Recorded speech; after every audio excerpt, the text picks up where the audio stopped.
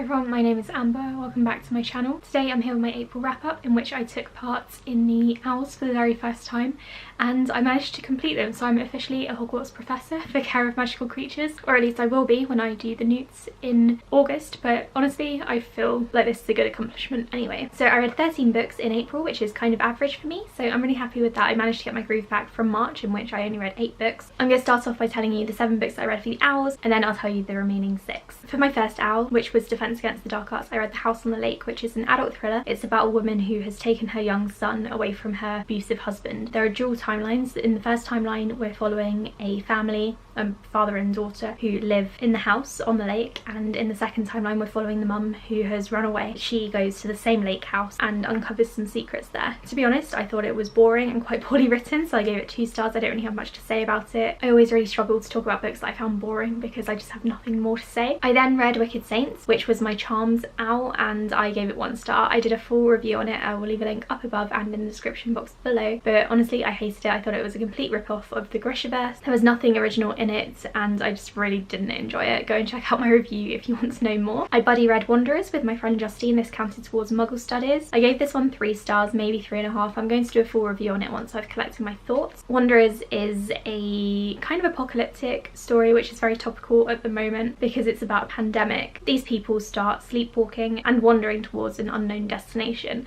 and there are people around who are trying to figure out what they're doing and what is causing this, and there's also a pandemic going on in the background. I did enjoy it. It's an 800-page book and I don't really feel like I wasted my time with it, so that's good. I do feel like it was a little bit on the long side, and I think Chuck Wendig writes really awful female characters, but I will discuss that some more once I do my review. For my History of Magic Owl, I read the illustrated edition of Harry Potter and the Philosopher's Stone. I've not read this edition before, but it was a wonderful experience. Jim Kay does some incredible illustrations, and I think I might do a video on those because it's something that I really want to talk about because the artwork in this was amazing. I obviously gave this 5 stars. I then read The Wives for my Astronomy Owl. This is an adult thriller. It's about a woman called Thursday whose husband has 2 other wives. He's a polygamist. The wives have never met each other, but one day Thursday decides that she wants to meet one of the others, and then it all kicks off from there. I gave it 2 stars. It was weird and I don't really like how the author handled certain things, especially mental illness. I'm not really keen to pick up anything else from this author, but I guess it wasn't the worst book I've ever read. It just wasn't great. I reread Bird Box, which is my Care of Magical Creatures Owl. I gave this one 4 stars again. I really enjoyed it. It's very atmospheric. It's an adult horror book. I don't know if you've seen the Netflix film, but the book is kind of different, but the premise is the same. It's set in the USA. There's a pandemic in it as well. People can't look outside because if they see this thing, no one knows what this thing is, but if they see it, then it starts to make them act strangely and they do end up killing themselves and occasionally others. It's really creepy. The characters all have to wear blindfolds when they go outside. I just really enjoyed the atmosphere and what Josh Malerman has pulled off here, so I gave it 4 stars again. And lastly, I read Malorie for my Herbology Owl. I gave this one 2.5 stars. It's the sequel to Bird Box, so I'm not going to say too much about it, but it's set a few years later, quite a few years later, and I don't really like the way that Malorie was portrayed in this book. I feel like Josh Malerman didn't really do the character justice, and I really don't think Bird Box needed a sequel, so I gave it 2 to 2.5 stars. I'm going to do a full review on this one as well. So the 6 other books I read weren't part of my Owls. I'm quite impressed that I managed to fit 6 more books in. It's probably because I did do his 24-hour readathon, and that really motivated me towards the end of the month when I was starting to lose steam. So the first one I read was Once and Future. This is YA sci-fi. It's about a girl called Ari who is the reincarnation of King Arthur, and you've got all the classic characters in there such as Merlin and Gwen. I didn't really enjoy this book. I gave it 2 stars. I thought it was really boring. I feel like the authors were trying too hard to be quirky. I think it will probably appeal to younger readers more, so that will be good because I'm obviously not a younger reader. The Other Misses, which is an adult thriller. This one is about a family who move to Maine. The husband and wife move over there to look after their niece who's now an orphan. One of their new neighbours is killed and the new family is suspected.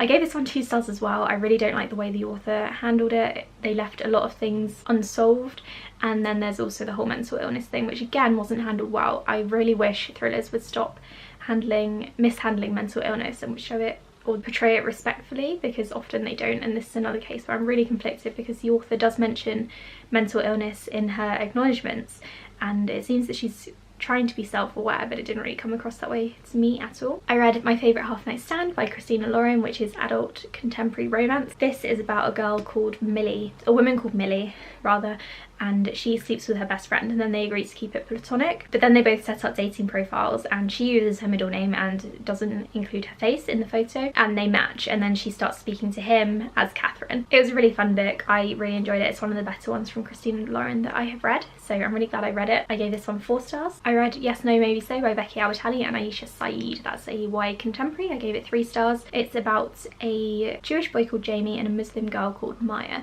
and together they're campaigning for the person who's going to be, I think, their governor. I'm not really entirely sure how the constituencies and stuff work in the USA when it comes to voting and politics, but they're working together. It's set during Ramadan, so Maya is fasting, and that brings up some really interesting conversations. I did really enjoy the book. I thought it was a little bit too long. I didn't love either of the characters, but I did think it was a really fun book, so I gave it 3 stars. I read We Were Promised Spotlights, which is YA contemporary. It's set in 1999.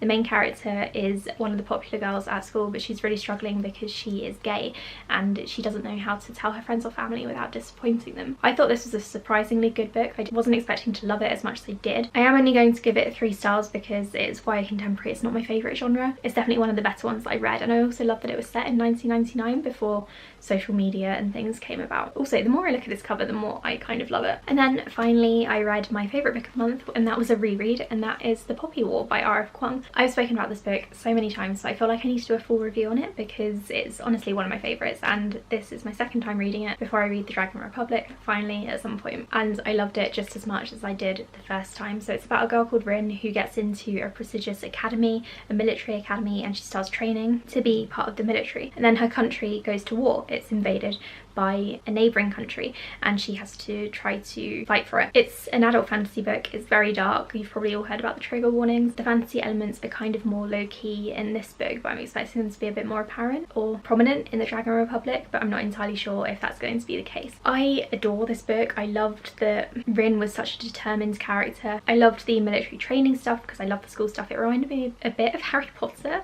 in that you followed Rin from class to class and followed her as she was learning about the history of her country and about her abilities. The book really picks up when the country finally goes to war. From there it's super fast paced. It's an incredible book and I cannot wait to read The Dragon Republic. I will be doing a full review on this because I've got so much to say about it, and I'm also going to annotate it, so maybe I will include my annotations in my review. That was my April wrap up. Thank you so much for watching my video. I'm really glad that April was such a successful month and it's really motivated me for May, in which I want to read absolutely everything, so that's really encouraging. Thank you again for watching and I'll speak to you all in my next video. Bye!